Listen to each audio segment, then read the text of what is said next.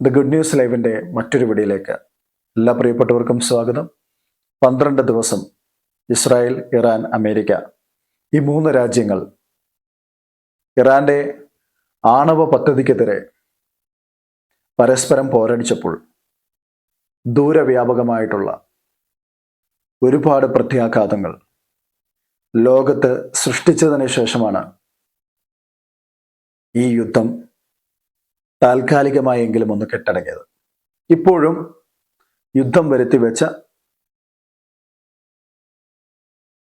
ഘോരമായിട്ടുള്ള നാശനഷ്ടങ്ങളും അതിൽ നിന്നും ഉരുത്തിരിഞ്ഞു വന്ന സംഘർഷം, മാനസികമായിട്ടുള്ള സംഘർഷവും രാജ്യവ്യാപകമായിട്ടുള്ള പ്രതിഷേധവും അതിൻ്റെ അഗ്നിജ്വാലയൊക്കെ ഇങ്ങനെ പടർന്ന് പന്തലിച്ചുകൊണ്ടിരിക്കുകയാണ്. ഓരോ ദിവസവും ഈ രാജ്യങ്ങൾക്കിടയിൽ നമ്മൾ ശ്രദ്ധിച്ചാൽ പുതിയ ഒരു യുദ്ധത്തിന് വേണ്ടിയിട്ടുള്ള കോപ്പുകൂട്ടലിനെ പറ്റി അല്ലെങ്കിൽ അതിന് വേണ്ടുന്നതായിട്ടുള്ള ചില സെറ്റപ്പുകൾ നടക്കുന്നതായിട്ട് നമുക്ക് കാണാൻ വേണ്ടി സാധിക്കും. ഇവിടെ നമ്മൾ മനസ്സിലാക്കേണ്ടതായിട്ടുള്ള കാര്യം, ഒരു യുദ്ധം ഒരിക്കലും ഒറ്റപ്പെട്ട് അവസാനിക്കുന്നില്ല. അത് മറ്റൊരു യുദ്ധത്തിലേക്കുള്ള ചവിട്ടുപടിയാണ് എന്നുള്ളതാണ് നമുക്ക് വാസ്തവമായും അതിൽ നിന്ന് മനസ്സിലാക്കാൻ കഴിയുന്ന വസ്തുത. ഇറാനെ സംബന്ധിച്ചിടത്തോളം ഇറാന് കനത്ത നാശനഷ്ടമാണ് ഈ യുദ്ധം വരുത്തി വെച്ചത്. UN-ലടക്കം ഇറാൻ ഈ കാര്യം വളരെ ശക്തമായി ഉന്നയിച്ചു. അമേരിക്കയും ഇസ്രായേലും കൂടി ഇറാനിൽ നാശനഷ്ടങ്ങൾ വരുത്തി. ആ നാശനഷ്ടങ്ങളുടെ എല്ലാം മുഴുവൻ ചെലവും ഈ ഇരു രാജ്യങ്ങളും ഏറ്റെടുക്കണമെന്നും, അപ്പോൾ ഈ യുദ്ധമുണ്ടാക്കി വെച്ച വ്യാപകമായിട്ടുള്ള നാശനഷ്ടങ്ങൾ, അതിൻ്റെ ബഹിസ്ഫുരണങ്ങൾ അത് കെട്ടടങ്ങുന്നേയില്ല. പുതിയ തലത്തിലുള്ള ആരോപണങ്ങൾ, പ്രത്യാരോപണങ്ങൾ, ഇനിയും ആക്രമിക്കുമെന്നുള്ള പരസ്പരം ഭീഷണി മുഴക്കൽ ഒക്കെ തുടരുകയാണ്. ഒരു യുദ്ധവും ഒറ്റപ്പെട്ട് അവസാനിക്കുന്നില്ല. യുദ്ധങ്ങൾ പുതിയ തലത്തിലേക്ക് മാറാൻ വേണ്ടിയിട്ടുള്ള മറ്റൊരു യുദ്ധത്തിന്റെ ചവിട്ടുപടിയാണെന്ന് മാത്രമാണ് നമുക്കിതിൽ നിന്നൊക്കെ അനുമാനിക്കാനും മനസ്സിലാക്കാൻ വേണ്ടി സാധിക്കുക. ഇറാനെ സംബന്ധിച്ചിടത്തോളം കനത്ത നാശനഷ്ടം ഈ യുദ്ധം വരുത്തി വെച്ചെങ്കിൽ ഇറാൻ ഇപ്പോൾ പറയുന്നത് ഈ യുദ്ധത്തിന്റെ കെടുതി മുഴുവനും ഇസ്രായേലും അമേരിക്കയും ഏറ്റെടുക്കണമെന്നും ഇവിടുത്തെ നേതാക്കന്മാർക്കെതിരെ കനത്ത നടപടി UN സ്വീകരിക്കണമെന്നൊക്കെ ഉള്ള ആക്ഷേപങ്ങൾ UN-ൽ ഇറാന്റെ അംബാസഡർ അല്ലെങ്കിൽ ഇറാന്റെ പ്രതിനിധി അവിടെ ആരോപിക്കുവാനിടയായി തുടങ്ങി. അപ്പോൾ മിഡിൽ ഈസ്റ്റിനെ തന്നെ അതിൻ്റെ അലൈൻമെന്റ്, അതിൻ്റെ പൊളിറ്റിക്സ്, ഇനി ഫ്യൂച്ചറിൽ അതെങ്ങനെ മുമ്പോട്ട് പോകണം എന്നുള്ളതിനെ പറ്റിയൊക്കെ ഏകദേശം ഒരു ധാരണ ഈ യുദ്ധത്തിൽ വരുത്തി അല്ലെങ്കിൽ ഈ യുദ്ധം മൂലം ഉണ്ടായി എന്നുള്ളതാണ് നമുക്ക് മനസ്സിലാക്കേണ്ടതായിട്ടുള്ളത്. ഏറ്റവും പ്രധാനപ്പെട്ടതായിട്ട് നമുക്ക് എടുത്തു പറയേണ്ടത്, ഈ യുദ്ധം ഈ രാജ്യങ്ങൾക്ക് ചില അറിവുകൾ പ്രദാനം ചെയ്തു. ആ അറിവുകൾ എന്താണെന്നുള്ളതാണ്. അവരുടെ സൈനികമായിട്ടുള്ള ശേഷികളും സൈനികമായിട്ടുള്ള ദൗർബല്യങ്ങളുമൊക്കെ രാജ്യങ്ങൾക്കെല്ലാം മനസ്സിലായി. പൊളിറ്റിക്കലി ഉള്ള അവരുടെ ഇതിനെ പറ്റി, ഈ യുദ്ധത്തിലേക്കുള്ളൊരു അപ്രോച്ച് എങ്ങനെയാണെന്നുള്ളതും നമുക്ക് ഈ യുദ്ധം കഴിഞ്ഞപ്പോൾ വ്യക്തമായി.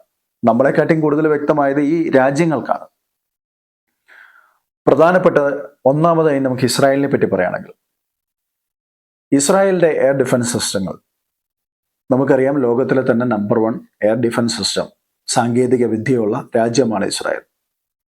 ആ ഇസ്രായേൽ പലപ്പോഴും ഹമാസിന്റെയും ഹൂതികളുടെയും ഹിസ്ബുള്ളയുടെയും ഒക്കെ ആക്രമണങ്ങൾ വരുമ്പോൾ അതിനെ ശക്തമായി പ്രതിരോധിച്ച് നിന്നായിട്ട് നമുക്ക് കാണാൻ വേണ്ടി സാധിച്ചു. എന്നാൽ ഇറാൻ ഇസ്രായേൽ ആക്രമണം തുടർന്നപ്പോൾ ഇസ്രായേൽ പലപ്പോഴും ഇറാന്റെ മിസൈലുകൾ പതിച്ചതായിട്ട് നമുക്ക് കാണാൻ വേണ്ടി സാധിച്ചു. അതിനുള്ള ഒരു റീസൺ എന്ന് പറയുന്നത്, ഒരുപാട് മിസൈലുകൾ ഒരേ സമയം ഇസ്രായേലിലേക്ക് ഇറാൻ വർഷിച്ചു. ഈ ഒരു അയൺ ഡോം അല്ലെങ്കിൽ ആരോ, ഡേവിഡ് സ്ലിങ്, ഇങ്ങനെ ഒരുപാട് എയർ ഡിഫൻസ് സിസ്റ്റം അവർക്കുണ്ട്. താടുണ്ട്. വളരെ പ്രധാനപ്പെട്ടതും മികച്ചതുമായ ഇത്തരം വ്യോമ പ്രതിരോധ സംവിധാനങ്ങളെ കബളിപ്പിക്കാൻ വേണ്ടിയിട്ട് ഇറാന് സാധിച്ചു. അതിലൂടെ ഇസ്രായേലിനുള്ളിൽ നാശനഷ്ടങ്ങൾ വരുത്തി വെക്കുവാനും ഇറാന് കഴിഞ്ഞു എന്നുള്ളത് ഇറാനെ സംബന്ധിച്ചിടത്തോളം ഈ യുദ്ധത്തിൽ ആശ്വസിക്കാൻ പറ്റുന്ന ചില കാരണങ്ങളിൽ ഒന്നാണ്. അപ്പോൾ ഈ യുദ്ധം ഇസ്രായേലിനെ പഠിപ്പിച്ചത് തങ്ങളുടെ വ്യോമ പ്രതിരോധ സംവിധാനങ്ങളെ ശത്രു രാജ്യം എങ്ങനെയാണ് കബളിപ്പിക്കുന്നത് എന്നുള്ളതിനെ പറ്റി ഇസ്രായേലിനെ യുദ്ധം ബോധ്യപ്പെടുത്തി കൊടുത്തി. ഇനി എപ്രകാരമൊക്കെ തങ്ങളുടെ എയർ ഡിഫൻസ് സിസ്റ്റത്തിൽ എന്തെല്ലാം മാറ്റങ്ങൾ വരുത്തിയാലാണ് ഇസ്രായേൽ എന്ന് പറയുന്ന രാജ്യത്തെ സുരക്ഷിതമാക്കാൻ കഴിയുക എന്നുള്ളത് അവരെ സംബന്ധിച്ചിടത്തോളം വളരെ വ്യക്തമായിട്ട് മനസ്സിലാക്കാൻ വേണ്ടി സാധിച്ചു.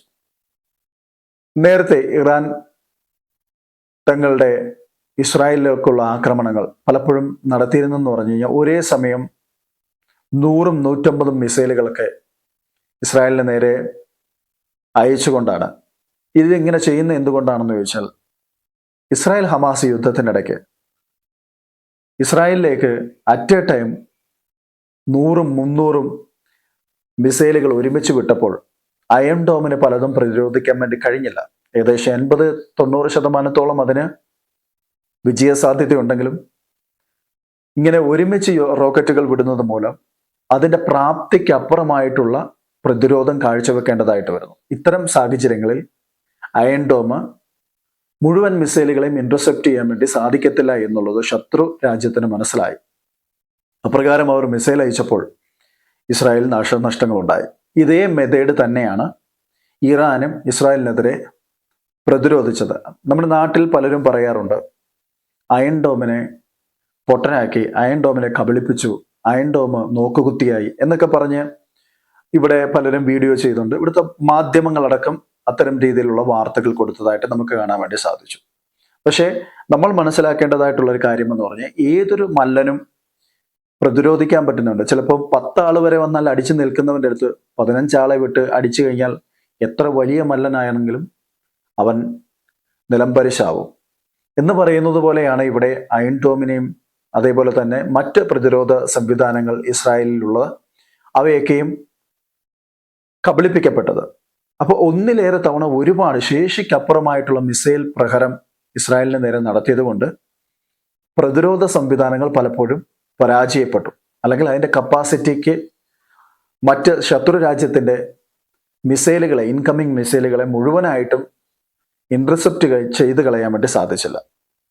അപ്പോൾ ഇതാണ് പ്രധാനമായിട്ടും ഇസ്രായേലിന് നാശനഷ്ടം വരുത്തുവാൻ വേണ്ടിയിട്ട് ശത്രു രാജ്യത്തിന് ഈ ഒരു ടെക്നിക്ക് കൊണ്ടാണ് സാധിച്ചത്. ഇത് ഇസ്രായേലിന് തിരിച്ചറിയാൻ വേണ്ടി സാധിച്ചു. മാത്രവുമല്ല, ഇറാന്റെ ബാലിസ്റ്റിക് മിസൈൽസിന്റെ കപ്പാസിറ്റിയെ പറ്റി, അത് എത്രത്തോളം വളരെ ആക്യുറേറ്റ് ആണെന്നുള്ള കാര്യം അവർക്ക് മനസ്സിലാക്കാൻ വേണ്ടി സാധിച്ചു.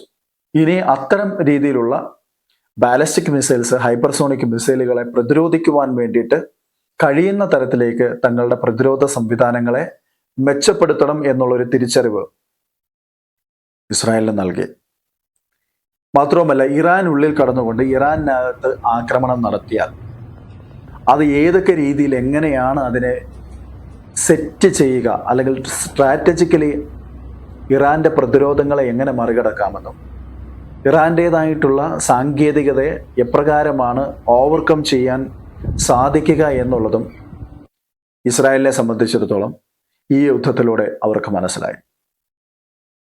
പലപ്പോഴും ഇസ്രായേലി യുദ്ധം വന്നു കഴിഞ്ഞാൽ അവിടുത്തെ പ്രതിരോധ വിദഗ്ധരും സൈന്യവും അതേപോലെ തന്നെ നേതാക്കന്മാരും എല്ലാവരും ഒരു തട്ടിൽ നിന്നുകൊണ്ട് കാര്യങ്ങളെ കൈകാര്യം ചെയ്യുന്നതായിട്ട് നമുക്ക് കാണാൻ വേണ്ടി സാധിച്ചു. ഇവിടെയും അപ്രകാരം തന്നെയാണ് സംഭവിച്ചത്. ഇറാനെതിരെ ഒരു ആക്രമണം വന്നപ്പോൾ രാജ്യം ഒറ്റക്കെട്ടായി എന്നുള്ളതും, രാജ്യത്തിൽ ഏതെങ്കിലും രീതിയിലുള്ള ശിഥിലമായിട്ടുള്ള ചിന്താഗതികൾ ഉണ്ടാകുന്നുണ്ടോ, അല്ലെങ്കിൽ രാജ്യത്തിൻ്റെ ഇപ്പോഴുള്ള പൊളിറ്റിക്സിൽ എന്തെങ്കിലും മാറ്റങ്ങൾ വരുന്നുണ്ടോ എന്നുള്ളതും വളരെ കൃത്യമായി വീക്ഷിക്കുവാൻ ഇസ്രായേലിന് സാധിച്ചു എന്നുള്ളതും അവരുടെ ഒരു യുദ്ധത്തിലെ വലിയൊരു തിരിച്ചറിവാണ്. ഏതൊക്കെ രാജ്യങ്ങൾ തങ്ങളുടെ കൂടെ നിൽക്കുമെന്നും ഏതൊക്കെ രാജ്യങ്ങളാണ് തങ്ങളെ ഒറ്റിക്കൊടുക്കുക എന്നുള്ളതും അല്ലെങ്കിൽ തങ്ങളെ അകറ്റി നിർത്തുക എന്നുള്ളതും ഇസ്രായേലിന് ഈ യുദ്ധത്തിലൂടെ മനസ്സിലാക്കാൻ വേണ്ടി സാധിച്ചു. അപ്പോൾ തന്നെ അതിൻ്റെ പൊളിറ്റിക്കൽ വിങ്സ് എവിടെയെല്ലാം എക്സ്പാൻഡ് ചെയ്യണം എന്നുള്ളതിനെ പറ്റിയുമുള്ള ഒരു അറിവ് ഇസ്രായേലിനെ സംബന്ധിച്ചിടത്തോളം അവർക്ക് ലഭിച്ചു എന്നുള്ളത് ഫ്യൂച്ചറിൽ തങ്ങൾക്കെതിരെ ഒരു കോൺഫ്ലിക്റ്റ് വന്നാൽ നയതന്ത്രപരമായിട്ട് ഇടപെടേണ്ടതും നയതന്ത്രപരമായിട്ട് ആ കാര്യത്തെ കൈകാര്യം ചെയ്യേണ്ടതുമായിട്ടുള്ള മേഖലകൾ ഏതാണെന്നുള്ള തിരിച്ചറിവും ഇസ്രായേലിനുണ്ടായി. അടുത്തതായിട്ട് ഇറാന്റെ കാര്യം പറയുകയാണെങ്കിൽ, ഇറാനെ സംബന്ധിച്ചിടത്തോളം തങ്ങളുടെ രാജ്യത്ത് ശത്രുവിൻ്റെ സൈന്യം യഥേഷ്ടം വിഹരിച്ചു നടക്കുന്നതായിട്ട് ഇറാനെ ഈ ഒരു യുദ്ധത്തിലൂടെ മനസ്സിലാക്കാൻ വേണ്ടി സാധിച്ചു. തങ്ങളുടെ എയർ ഡിഫൻസ് സിസ്റ്റം തങ്ങളുടേതായ പ്രതിരോധ മേഖലയിലുള്ള വിള്ളലുകളെ പറ്റിയും വളരെ കൃത്യമായിട്ട് ഇറാന് മനസ്സിലാക്കാൻ വേണ്ടി സാധിച്ചു. ഇറാനെ ആക്രമിക്കാൻ വന്ന ശത്രു രാജ്യത്തെ ഫലപ്രദമായിട്ട് പ്രതിരോധിച്ച് നിർത്തുവാൻ വേണ്ടിയിട്ട് ഇറാന് സാധിച്ചില്ല എന്നുള്ളത് ഇറാന് നൽകുന്ന ഏറ്റവും വലിയ ഒരു തിരിച്ചറിവാണ്. ഈ തിരിച്ചറിവിൽ നിന്ന് ഇറാൻ ഇനി എന്ത് പഠിക്കുന്നു എന്നുള്ളതാണ് ആ രാജ്യത്തിൻ്റെ ഇനി അങ്ങോട്ടുള്ള ഏതെങ്കിലും രീതിയിലുള്ള നിലനിൽപ്പിനെ അതിനെ സഹായിക്കുകയും മറ്റൊരു ആക്രമണം ഇറാന് നേരെ വന്നാൽ ആ സമയത്ത് ഈ അറിവുകളെ വെച്ചുകൊണ്ട് എങ്ങനെ ശത്രുവിനെ പ്രതിരോധിക്കാം എന്നുള്ളതും ഇറാൻ്റെ ഒരു പുതിയ അറിവാണ്. അപ്പോൾ ഇറാന്റെ കയ്യിൽ ഒരുപാട് വ്യോമ പ്രതിരോധ സംവിധാനങ്ങൾ, അത് റഷ്യൻ മെയ്ഡായിട്ടുള്ള, ചൈന മെയ്ഡായിട്ടുള്ള ഉണ്ടായിരുന്നെങ്കിൽ പോലും അതിനെയൊക്കെ കൃത്യമായിട്ട് തകർത്ത് തകരിപ്പണമാക്കുവാനും അതിനെല്ലാം അതിജീവിക്കുവാനും ഇസ്രായേൽ എയർക്രാഫ്റ്റുകൾക്കും അതിൻ്റെ പൈലറ്റ്സ്മാർക്കും സാധിച്ചു. അതുകൊണ്ട് തന്നെയാണ് ഇറാന്റെ വ്യോമ മേഖല വളരെ പെട്ടെന്ന് തന്നെ ഇസ്രായേൽ പിടിച്ചടക്കുകയും ഇറാനുള്ളിൽ കടന്നുകൊണ്ട് വളരെ ശക്തമായ രീതിയിൽ ഇറാന്റെ സൈനിക, സാങ്കേതിക, അവരുടെ എക്കണോമിക്കൽ, ഇന്റലിജൻസ് എല്ലാ മേഖലകളിലും ഇസ്രായേൽ കടന്നാക്രമണം നടത്തി. ഈ ആക്രമണം വളരെ വലിയ രീതിയിലുള്ള ഡ്രാസ്റ്റിക് ആയിട്ടുള്ള നാശനഷ്ടങ്ങൾ ഇറാനുള്ളിൽ വരുത്തി വെച്ചു. ഇനി ഒരു 10-20 കൊല്ലം ഇറാൻ കഠിന പ്രയത്നം ചെയ്തെങ്കിൽ മാത്രമേ ഇറാന് അത്തരം രീതിയിലുള്ള വലിയൊരു പുരോഗതിയിലേക്ക് ഇനി കാലെടുത്ത് വെക്കാൻ പറ്റൂ. അല്ലെങ്കിൽ നിലവിലുള്ള ഒരു കണ്ടീഷൻ മെയിൻറ്റെയിൻ ചെയ്യണമെങ്കിൽ ഇറാൻ ഒരു 15-20 വർഷം ഇനി വേണ്ടിവരും എന്നുള്ളതാണ്. അപ്പോൾ തന്നെ ഇറാന്റെ ആണവ നിലയങ്ങളുടെ അതിൻ്റേതായിട്ടുള്ള പ്രൊട്ടക്ഷനും അതിൻ്റേതായിട്ടുള്ള കാര്യക്ഷമതയുമൊക്കെ ഇറാൻ ഈ ഒരു യുദ്ധത്തിലൂടെ അളക്കാൻ വേണ്ടി സാധിച്ചു. ശത്രു രാജ്യങ്ങൾ എപ്രകാരമാണ്, ഏതെല്ലാം മേഖലകളിലാണ് പ്രഹരം നടത്തുക എന്നുള്ളതും പാശ്ചാത്യ സൈന്യവുമായിട്ടുള്ള ഇറാന്റെ ഒരു യുദ്ധം എന്ന് പറയുന്നത് ഇത് നല്ലപ്പോഴാണ്. നേരത്തെ ഇറാൻ യുദ്ധം നടന്നെങ്കിൽ പോലും അത് വ്യത്യസ്ത തരമായിട്ടുള്ള ഒരു സൈനിക നടപടിയാണ്. ഇറാൻ എന്ന് പറയുന്നതും ഇറാഖ് എന്ന് പറയുന്നതും അറബ് രാജ്യങ്ങളായതുകൊണ്ട് ഈ അറബ് രാജ്യങ്ങളിൽ നിന്നും മാറ്റി നിർത്തി ഒരു പാശ്ചാത്യ ശ്രേണിയിൽപ്പെട്ട രാജ്യങ്ങളുമായിട്ട് അവരുടെ ആയുധങ്ങളെ കോൺഫ്രണ്ട് ചെയ്യുമ്പോൾ നേരിടേണ്ടതായിട്ടുള്ള സാങ്കേതിക വിദ്യകളിലെ അതിനെപ്പറ്റിയുള്ള വലിയ അറിവും അത് ഏതെല്ലാം രീതിയിലാണ് തങ്ങൾക്കെതിരെ ഉപയോഗിക്കപ്പെടുക എന്നുള്ളതിനെ പറ്റിയൊക്കെ ഇറാൻ ഈ യുദ്ധത്തിലൂടെ പഠിച്ചു എന്നുള്ളതാണ് എനിക്ക് വിലയിരുത്താൻ വേണ്ടി സാധിക്കുന്നത്. അപ്പോൾ തങ്ങളുടെ മിസൈലിൻ്റെ ശേഷികളെ പറ്റി ഇറാന് മനസ്സിലായി. തങ്ങളുടെ ആയുധത്തിന്റെ കരുത്തളക്കാൻ വേണ്ടി ഇറാന് തന്നെ മനസ്സിലായി. ഏതൊക്കെ ആയുധങ്ങൾ പ്രയോഗിച്ചാൽ ശത്രു രാജ്യത്തിന് കനത്ത പ്രഹരം ഏൽപ്പിക്കാൻ കഴിയും, അല്ലെങ്കിൽ വലിയ നാശനഷ്ടങ്ങൾ ഉണ്ടാക്കാൻ കഴിയും എന്നുള്ളത് ഇറാന് മനസ്സിലായി. തങ്ങളുടെ ഏതൊക്കെ ആയുധങ്ങളാണ് ഫെയിലുവറായി പോയത് എന്നുള്ളതും ഇറാന് കൃത്യമായി മനസ്സിലാക്കാൻ വേണ്ടി സാധിച്ചു. അപ്പോൾ ഈ യുദ്ധത്തിൽ ഇറാന്റെ ഉള്ളിൽ തന്നെ ഇറാന് എതിരെയുള്ള ചില ശക്തികൾ ഉയർന്നു വരുന്നതായിട്ടുള്ള വലിയൊരു അറിവ്, ഒരു രാജ്യത്തിനുള്ളിൽ നിന്നുകൊണ്ട് ആ രാജ്യത്തിനെതിരെ അവിടെ ഒരു കൂടിച്ചേരലുകൾ അല്ലെങ്കിൽ ഒരു സൈന്യവൽക്കരണം പോലെ തന്നെയാണ്. അതല്ലെങ്കിൽ അതിനെക്കാട്ടും കൂടുതൽ എഫക്റ്റീവായിട്ട് ഇറാന് വലിയ രീതിയിൽ നാശനഷ്ടങ്ങൾ ഉണ്ടാക്കാൻ വേണ്ടി സാധിച്ചത് ആ രാജ്യത്തിനുള്ളിൽ തന്നെയുള്ള ശത്രുവിൻ്റെ ഇതായിട്ടുള്ള കരുത്താണ്. ആ കരുത്തിനെ തിരിച്ചറിയാൻ വേണ്ടിയിട്ട് സ്വന്തം പൗരന്മാർക്കിടയിൽ ആ രാജ്യത്തിന് എത്രത്തോളം അവർക്ക് ഇൻഫ്ലുവൻസ് ഉണ്ട്, അല്ലെങ്കിൽ ആ രാജ്യത്തിന്റെ ഭരണാധികാരികളെ സപ്പോർട്ട് ചെയ്യുന്ന വിഭാഗം ഏതാണെന്നും അല്ലെങ്കിൽ അതിനെ എഗെയിൻസ്റ്റ് ആയിട്ട് നിൽക്കുന്നവർ ആരൊക്കെയാണെന്നുള്ളതും ഒക്കെയുള്ള ഏകദേശം ഒരു ധാരണ ഇറാൻ ഈ ഒരു യുദ്ധത്തിലൂടെ ലഭിക്കുകയുണ്ടായി.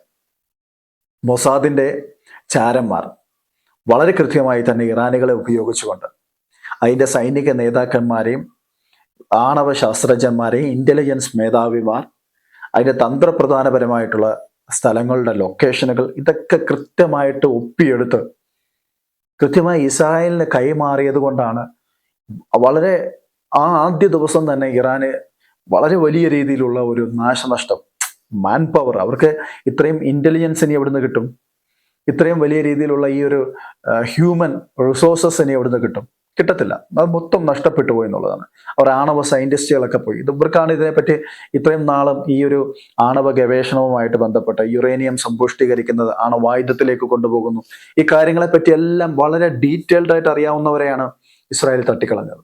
ഇതെല്ലാം എങ്ങനെ സംഭവിച്ചു എന്ന് ചോദിച്ചാൽ ഇറാന്റെ ഉള്ളിൽ നിന്ന് തന്നെ അവർക്ക് കൃത്യമായിട്ടുള്ള ഒരു രഹസ്യ വിവരങ്ങൾ ലഭിച്ചു. അല്ലെങ്കിൽ ഇറാന്റെ പൗരന്മാർ തന്നെയാണ് ഇറാനെതിരെ ഇത്തരം രീതിയിലുള്ള നടപടികൾക്ക് അവര് കൈകൊടുത്തത് എന്നുള്ളത് നമ്മൾ മനസ്സിലാക്കുന്നു.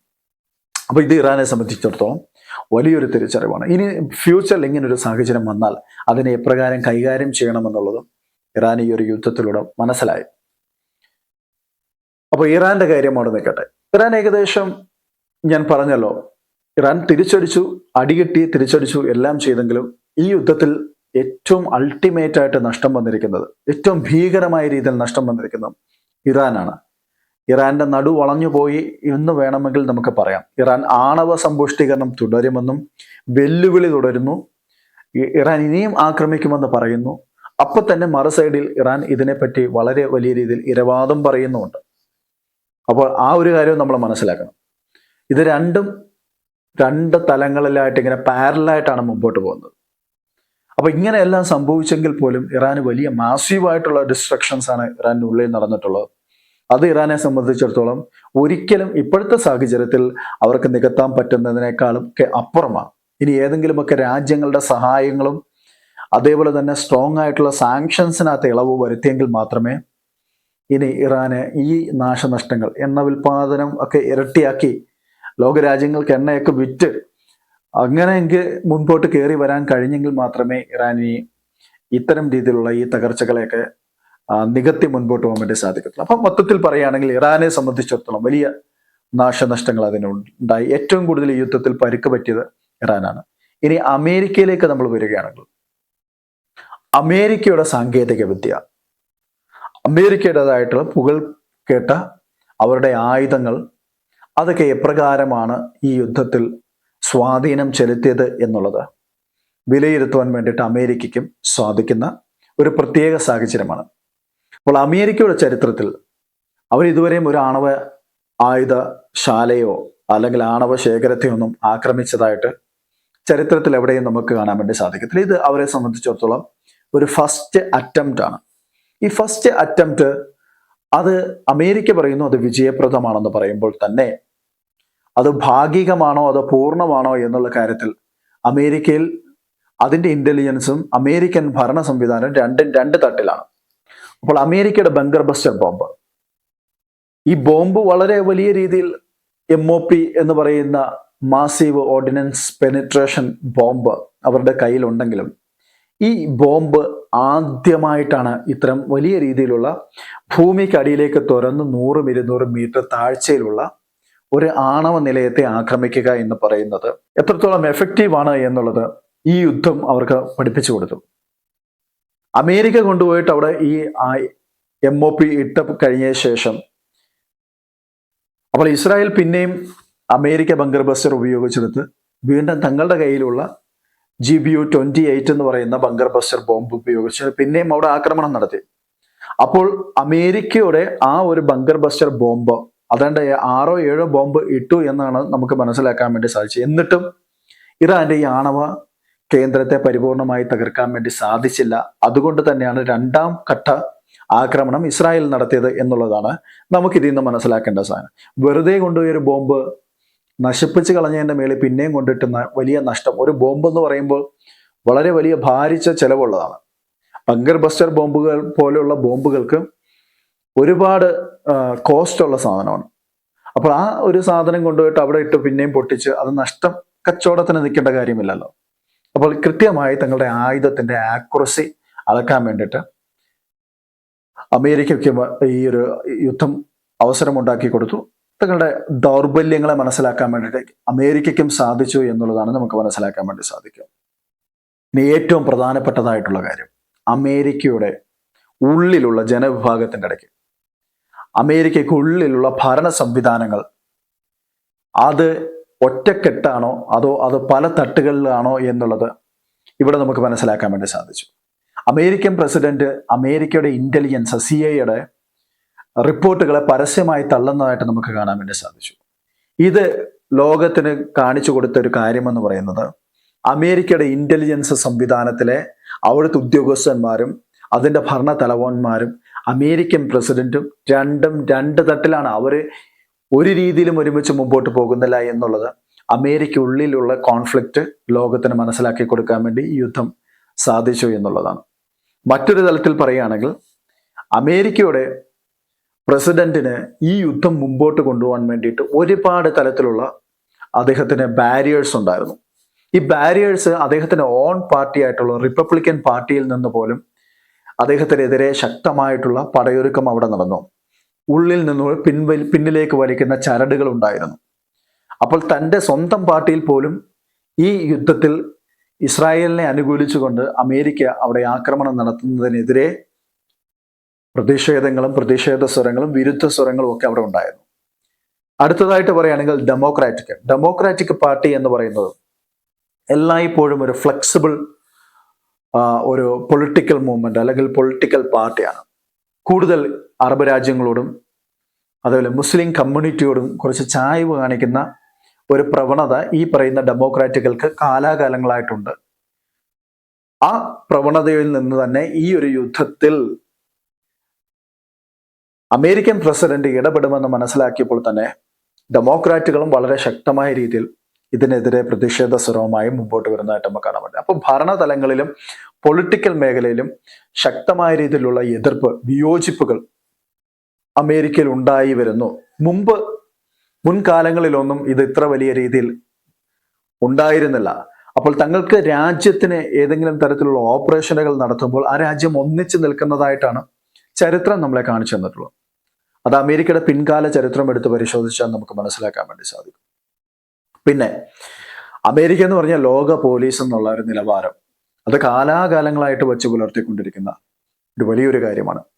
അപ്പോൾ ലോക പോലീസ് എന്നുള്ള അമേരിക്കയുടെ പദവി ലോക രാജ്യങ്ങൾക്കിടയിൽ എത്ര വലിയൊരു സ്വാധീനമുണ്ട് എന്നുള്ളതും അപ്പോൾ അതിൻ്റെ ഒരു ബലക്ഷയം നമുക്ക് മനസ്സിലാക്കാൻ വേണ്ടി സാധിച്ചു. ലോക രാജ്യങ്ങൾക്ക് പണ്ട് അമേരിക്ക എന്ന് പറഞ്ഞാൽ ദ മൈറ്റിയസ്റ്റ് നേഷൻ ആണെങ്കിൽ, മൈറ്റി ആയിട്ടുള്ള ഒരു നേഷൻ ആണെങ്കിൽ വളരെ ഭയപ്പാടോടുകൂടി അമേരിക്കയുടെ തീരുമാനങ്ങളെ കണ്ടിരുന്നു എങ്കിൽ ഇന്ന് അമേരിക്കയുടെ തീരുമാനങ്ങൾക്ക് ശരിക്കും പറഞ്ഞാൽ ഒരു കൊമേഡിയന്റെ തീരുമാനം പോലെ ചിരിപ്പിക്കുന്നതായിട്ടുള്ള ഒരു തീരുമാനമായിട്ട് അല്ലെങ്കിൽ പരിഹാസപാത്രമായിട്ട് ലോഫിംഗ് സ്റ്റോക്കായിട്ട് മാറുന്ന തീരുമാനങ്ങളായിട്ട് അത് ലോക രാജ്യങ്ങൾക്കിടയിൽ വിലയിരുത്തുന്നു. നമുക്ക് മനസ്സിലാക്കാം, ഇറാനൊക്കെ വളരെ സിമ്പിളായിട്ടാണ് അമേരിക്കയുടെ പല തീരുമാനങ്ങളെയും പുച്ഛിച്ചു തള്ളിയത്. അത് ഇറാൻ എന്ന് മാത്രമല്ല, മറ്റ് പല രാജ്യങ്ങളും, ഇപ്പൊ ഇന്ത്യയെ സംബന്ധിച്ചിടത്തോളം ഇന്ത്യയും അത്തരം നിലപാടുകൾ എടുത്തു. അമേരിക്കയുടെ അലൈനായിട്ടുള്ള പാകിസ്ഥാൻ അത്തരം തീരുമാനങ്ങൾ എടുക്കുന്നു, ചൈന എടുക്കുന്നു, സോ ആൻഡ് സോ. ഇനി ജനങ്ങളുടെ ഇടയിൽ, അമേരിക്കൻ സിറ്റിസൺസിന്റെ ഇടയിലും ഈ പറയുന്ന അമേരിക്കയുടെ ലോക പോലീസ് എന്നുള്ള പദവി അതൊരു പഴമയായി മാറുന്ന ഒരു കാര്യമാണ് നമ്മളിപ്പോൾ കാണാൻ വേണ്ടി സാധിക്കുന്നത്. അപ്പോൾ അമേരിക്കയുടെ ഇത്രയും വലിയ രീതിയിലുള്ള സാമ്പത്തികം ഉപയോഗിച്ചുകൊണ്ട് ലോകത്തിന് മറ്റൊരു യുദ്ധത്തിലേക്ക് അമേരിക്ക പോകേണ്ടതില്ല എന്നുള്ള നിലപാടാണ് അമേരിക്കൻ ജനത ഇപ്പോൾ വച്ചു പുലർത്തുന്നത്. അപ്പോൾ അമേരിക്കൻ ജനതയ്ക്ക് പണ്ടൊരു കാര്യമുണ്ടായിരുന്നു, അമേരിക്ക ലോകത്തിലെ നമ്പർ 1 പവറാണ്. അപ്പോൾ അമേരിക്ക എവിടെയും അമേരിക്കയുടെ ആ ഒരു പവർ, മസിൽ കരുത്ത് കാണിക്കണം എന്നുള്ള ഒരു ചിന്താഗതിയുള്ള ഒരു ജനവിഭാഗമായിരുന്നു അമേരിക്കയിലുള്ളത്. ഇപ്പോൾ അതൊക്കെ മാറിയിരിക്കുന്നു. അമേരിക്കൻ ജനത പറയുന്ന തങ്ങളുടെ റിസോഴ്സസ് ഉപയോഗിച്ചുകൊണ്ട് ലോകത്തൊരു യുദ്ധം നടത്തേണ്ട ആവശ്യമില്ല, അല്ലെങ്കിൽ അത്തരം രീതിയിലുള്ള ഒരു തെറ്റായ നടപടിയിലേക്ക് പോകരുത് എന്നുള്ള ഒരു വലിയൊരു ചേഞ്ച്, ഒരു പൊളിറ്റിക്കൽ ചേഞ്ച് അമേരിക്കയ്ക്ക് ഉള്ളിൽ തന്നെ ഉരുത്തിരിഞ്ഞു വരുന്നതായിട്ട് നമുക്ക് കാണാൻ വേണ്ടി സാധിക്കുന്നുണ്ട്. ഇത് അമേരിക്കയ്ക്ക് കിട്ടിയ യുദ്ധത്തിൽ നിന്ന് കിട്ടിയ വലിയൊരു അനുഭവമാണ്, അല്ലെങ്കിൽ ഒരു പാഠമാണ് എന്നുള്ളത് നമുക്ക് മനസ്സിലാക്കാൻ വേണ്ടി സാധിക്കും. മാത്രവുമല്ല, അമേരിക്കൻ പ്രസിഡന്റ് ഡൊണാൾഡ് ട്രംപിന്റെ ഈ മങ്കി മൈൻഡിനെ പറ്റി ലോകരാജ്യങ്ങൾ ഇപ്പോൾ വളരെ പരിഹാസത്തോടു കൂടി പറയുന്നതാണ്. അദ്ദേഹം ഇന്ന് രാവിലെ ഒന്ന് പറഞ്ഞാൽ കിടക്കാൻ പോകുന്ന, രാത്രി ഉറങ്ങാൻ പോകുന്നതിന് മുമ്പിട്ട് ആ തീരുമാനം മാറ്റി മറ്റൊരു തീരുമാനമാക്കി അതിനെ പ്രഖ്യാപിക്കുന്നതായിട്ട് നമുക്ക് കാണാൻ വേണ്ടി സാധിക്കും. ഒരു സമയത്ത് പറയുന്നത് ഞങ്ങൾ ഇറാനെ അടിച്ചു തകർക്കുമെന്ന്, ഒരു സമയത്ത് പറയുന്നത് ഇറാനുമായിട്ട് നയതന്ത്ര ബന്ധവും നയതന്ത്ര ചർച്ചയും രഹസ്യ ചർച്ചകളും ഒക്കെ നടത്തുന്നു. അപ്പോൾ അത്തരം രീതിയിൽ മുൻപ് എപ്പോഴെങ്കിലും ഉണ്ടായിരുന്ന, ഇപ്പൊ ലാസ്റ്റ് പറയുന്ന ജോ ബൈഡന് മെന്റലി കുറെ ഡിസോർഡറുകളൊക്കെ ഉണ്ട്, അദ്ദേഹത്തിന് തീരുമാനങ്ങൾ എടുക്കുന്ന, അദ്ദേഹത്തിന് ഓർമ്മക്കുറവുണ്ട്, പല പ്രശ്നങ്ങളുണ്ട് എന്ന് പറഞ്ഞ അതേ പ്രസിഡന്റ്, അതേ വ്യക്തിയാണ് ഈ ഡൊണാൾഡ് ട്രംപ്. അദ്ദേഹം അധികാരത്തിൽ വന്നപ്പോൾ അദ്ദേഹത്തിന്റെ തീരുമാനങ്ങൾ പലയിടത്തും പാളുന്നു, അതേ സ്റ്റേബിളായിട്ട് നിൽക്കാൻ കഴിയുന്നില്ല, മങ്കി മൈൻഡഡ് ആയിട്ട് മാറുന്നതായിട്ട് നമുക്ക് കാണാൻ വേണ്ടി സാധിച്ചു. മുമ്പ് ഉള്ള അമേരിക്കൻ പ്രസിഡന്റുമാരുടെ ചരിത്രം എടുത്ത് പരിശോധിച്ചാൽ ട്രംപിനെ പോലെയുള്ള ഒരു അധികാരി ഇങ്ങനെ നാഴേക്ക് 40 വട്ടം നിലപാടുകൾ മാറ്റുന്ന ഒരു പ്രസിഡന്റിനെ അമേരിക്കയുടെ ചരിത്രത്തിൽ നമ്മൾ ഇതുവരെയും കണ്ടിട്ടില്ല. അമേരിക്കൻ പ്രസിഡന്റുമാരെന്നൊക്കെ പറയുമ്പോൾ ലോകത്തിലെ നമ്പർ 1 പൗരനാണ്, ഒന്നാമത്തെ പൗരൻ എന്നാണ് അമേരിക്കൻ പ്രസിഡന്റിനെ ലോകം കരുതി പോരുന്നത്. അങ്ങനെ ഒന്നാമത്തെ പൗരൻ, ഇത്രയും വീക്കായിട്ടുള്ള ഒരു പൗരനെ നമ്മുടെ ഈ ചരിത്രത്തിൽ എവിടെയും നമ്മൾ കണ്ടിട്ടില്ല എന്നുള്ളതും, അമേരിക്കൻ പ്രസിഡന്റിന്റെ ദൗർബല്യങ്ങളെ ലോകത്തിന്റെ ഇടയിൽ, അത് അമേരിക്കയുടെ ദൗർബല്യമായിട്ടാണ് നമുക്ക് ഇവിടെ ലോകം വിലയിരുത്തുന്നതായിട്ടാണ് കാണാൻ വേണ്ടി സാധിക്കുന്നത്. അങ്ങനെ ശോഷിച്ച് ശുഷ്കിച്ച് ഒന്നിനും പ്രതികരണശേഷിയില്ലാതെ ആക്യുറേറ്റ് ആയിട്ട് പ്രതികരിക്കാൻ കഴിയാത്ത ഒരു അമേരിക്കയായിട്ട് മാറുന്നതായിട്ട് നമുക്ക് കാണാൻ വേണ്ടി സാധിച്ചു. ഈ യുദ്ധത്തോടു കൂടി അത് ഏകദേശം വളരെ വ്യക്തമായി ചിത്രം മങ്ങിയിരുന്ന ആ ഒരു ചിത്രത്തിന് ഇപ്പോൾ ഒരു പൂർണ്ണത വന്നിരിക്കുന്നു എന്നുള്ളതാണ് നമുക്ക് മനസ്സിലാക്കാൻ വേണ്ടി സാധിക്കുന്നത്. അപ്പോൾ ഈ 12 ദിവസം എന്ന് പറയുന്നത് ഇറ്റ്സ് എ ഗോൾഡൻ ഡേയ്സ് ആണ്. ഈ ഗോൾഡൻ ഡേയ്സ് പല രാജ്യങ്ങൾക്കും, എസ്പെഷ്യലി ഈ യുദ്ധത്തിന് പുറത്ത് നിന്ന രാജ്യങ്ങൾക്ക് പോലും ഈ യുദ്ധത്തെ അതിൻ്റെ നാൾ വഴികളെ ചികഞ്ഞെടുത്തുകൊണ്ട് അതിൻ്റെതായിട്ടുള്ള എല്ലാ മുഖസ്ഫുരണങ്ങളെ മനസ്സിലാക്കിക്കൊണ്ട് ഇനി എങ്ങനെയായിരിക്കണം ഈ രാജ്യങ്ങളോടുള്ള നയതന്ത്ര ബന്ധമെന്നും ഏത് രീതിയിലായിരിക്കണം ഇവരുമായിട്ട് റിലേഷൻഷിപ്പ് വെക്കേണ്ടതെന്നും എങ്ങനെയൊക്കെ ഈ രാജ്യങ്ങളെ ഹാൻഡിൽ ചെയ്യാൻ പറ്റുമെന്നും ഒക്കെയുള്ള സൈനികമായിട്ടും പൊളിറ്റിക്കലായിട്ടും അതേപോലെ തന്നെ അവരുമായിട്ടുള്ള നയതന്ത്രപരമായിട്ടുള്ള ബന്ധങ്ങളുമൊക്കെ എപ്രകാരം മുമ്പോട്ട് കൊണ്ടുപോകണം എന്നുള്ളതും ലോകത്തിന് മനസ്സിലാക്കാൻ സാധിച്ച ഒരു യുദ്ധമാണ് ഈ 12 ദിവസത്തെ യുദ്ധം. കഴിയുന്നില്ല, ഈ യുദ്ധം തീർന്നോ എന്ന് ചോദിച്ചാൽ നോ എന്നുള്ളതാണ് നമുക്ക് പറയാൻ വേണ്ടി സാധിക്കുക. ഈ യുദ്ധം താൽക്കാലികമായിട്ടുള്ള ഒരു വിരാമമാണ്, ഒരു അർത്ഥകോളൻ ഇട്ടുകൊണ്ട് യുദ്ധം തൽക്കാലത്തേക്ക് മാറി നിൽക്കുന്നു എന്നുള്ളതാണ് നമുക്ക് മനസ്സിലാക്കുക. കൂടുതൽ രാജ്യങ്ങളുമായി ചേർന്നുകൊണ്ട് കൂടുതൽ ശാക്തിക ചേരികൾ ഉരുത്തിരിയുന്നതായിട്ടും ഇനി ഭാവിയിൽ ഇതിൻ്റെതായിട്ടുള്ള മാരക വേർഷൻ വരാനിരിക്കുന്നതേ എന്നുള്ളതാണ് ഈ യുദ്ധത്തിന് ശേഷമുള്ള രാജ്യത്തിൻ്റെതായിട്ടുള്ള ഇത്തരം രാജ്യങ്ങളുടെ നേതാക്കന്മാരുടെ പ്രസ്താവനകളും അവരുടെ തീരുമാനങ്ങളും ഒക്കെ ചൂണ്ടിക്കാണിക്കുന്നു. അപ്പോൾ ലോകം, നമ്മളെല്ലാവരും തൽക്കാലം മിഡിൽ ഈസ്റ്റിനെ സംബന്ധിച്ചിടത്തോളം എല്ലാവരും വളരെ ആശ്വാസത്തിലാണ്. നമുക്കും ആശ്വാസമാണ്. കേരളത്തെ സംബന്ധിച്ചിടത്തോളം വലിയ ആശ്വാസമാണ്. കാരണം നമ്മുടെ പൗരന്മാരാണ് അധികവും GCC കൺട്രീസിലും ഉള്ളത്. അപ്പൊ GCCയിലേക്ക് ഒരു യുദ്ധം വ്യാപിക്കുക എന്ന് പറയുന്നത് നമ്മുടെ ഇന്ത്യയെ സംബന്ധിച്ചിടത്തോളം, എസ്പെഷ്യലി കേരളത്തെ സംബന്ധിച്ചിടത്തോളം, അത് ഒരിക്കലും നമുക്ക് ഉൾക്കൊള്ളാൻ പറ്റുന്നതല്ല, വളരെ ഭയാനകമാണ്. അപ്പൊ താൽക്കാലികം ആശ്വാസം ഉണ്ടായെങ്കിലും അത് താൽക്കാലികം മാത്രമാണ്. വരാനിരിക്കുന്ന വലിയൊരു ദുരന്തത്തിന്റെ മുൻപിലുള്ള ജസ്റ്റ് ഒരു അലാം കോളായിരുന്നു ഈ 12 ദിവസത്തെ യുദ്ധം. അപ്പോൾ എൻ്റെ ഇന്നത്തെ വീഡിയോയിലൂടെ ഞാൻ നിങ്ങളുമായി ഷെയർ ചെയ്തത് യുദ്ധം കൊടുത്ത ചില അറിവുകളും ഇനി അതിൽ നിന്നും ഈ രാജ്യങ്ങൾ ഉൾക്കൊണ്ടിരിക്കുന്ന പാഠവും തിരുത്തലുകളും ഒക്കെയാണ്. അപ്പോൾ നിങ്ങൾക്ക് ഈ വീഡിയോ ഇഷ്ടപ്പെട്ടു എന്ന് വിശ്വസിക്കുന്നു. ഇഷ്ടപ്പെട്ടുവെങ്കിൽ നിങ്ങൾ എൻ്റെ ചാനൽ ഒന്ന് സബ്സ്ക്രൈബ് ചെയ്യുക, തൊട്ടടുത്ത ബെല്ലൈക്കൺ കൂടി എനേബിൾ ചെയ്യുക. അതേപോലെ തന്നെ എൻ്റെ വീഡിയോ ഒന്ന് ലൈക്ക് ചെയ്യുക, നിങ്ങളുടെ വിലയേറിയ അഭിപ്രായം കൂടെ പറയുക കേട്ടോ. അപ്പോൾ മറ്റൊരു വീഡിയോ കാണാം.